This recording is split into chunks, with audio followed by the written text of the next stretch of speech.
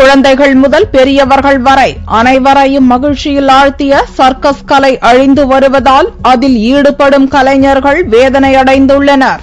மனிதர்களும் மிருகங்களும் இணைந்து பறந்து விரிந்த ஒரு கூடாரத்தில் அமர்ந்திருக்கும் மக்கள் ரசிக்கும் வகையில் பல்வேறு சாகசங்கள் மற்றும் வேடிக்கை காட்டும் நிகழ்ச்சி சர்க்கஸ்.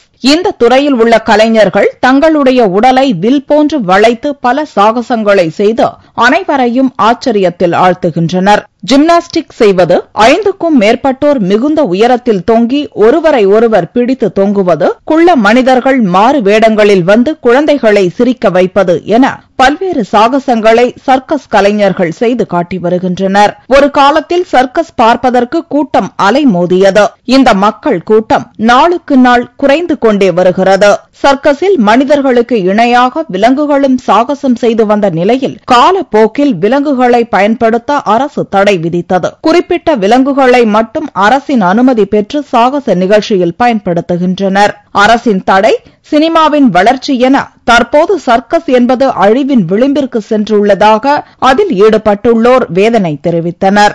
ஒரு 10 வருஷமா சர்க்கஸ் பார்க்கறதுக்கு ஆள் குறைஞ்சிட்டு வராங்க. அதுக்கு என்ன காரணம் அப்படின்னா, மிருகங்களை வச்சு சர்க்கஸ் விளையாட்டு காமிக்க கூடாது அப்படிங்கிறாங்க. வருஷத்துக்கு முன்னாடி சிங்கம், புலி, கரடி எல்லாமே கவர்மெண்ட் எடுத்துட்டு போயிட்டு, அதனால சின்ன பிள்ளைங்க வந்து இன்ட்ரெஸ்ட் இல்லாம அது பாக்கிறதுக்கு குறைஞ்சிட்டு இருக்கு. புதுமையா காமிக்கணும் அப்படிங்கிறாங்க. ரஷ்யாவில இருந்து ஆளை கொண்டு வந்திருக்காங்க, அமெரிக்கால இருந்து ஆர்டிஸ்ட கொண்டு வந்திருக்காங்க, சைனால இருந்து ஆர்டிஸ்ட கொண்டு வந்திருக்காங்க. இவங்களை வச்சு காமிக்கிறோம். இருந்தாலும் இப்ப வீட்டுல எல்லாருக்கும் வீட்லயும் டிவி அப்படிங்கிற இதுல வந்ததுனால வீட்டை விட்டு யாரும் வரதுக்கு கொஞ்சம் யோசனை பண்ணிக்கிறாங்க. லீவு நாள்ல மட்டும்தான் சர்க்கஸ் பாக்கிறதுக்கு ஆள் வராங்க.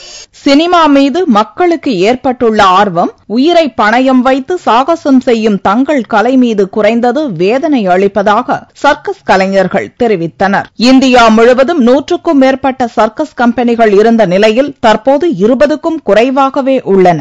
இந்த கலையை மேம்படுத்த பல்வேறு நாடுகளில் நிரந்தர திடல் அமைக்கப்பட்டு அங்கு சர்க்கஸ் நடத்த அரசு நடவடிக்கை மேற்கொண்டுள்ளது.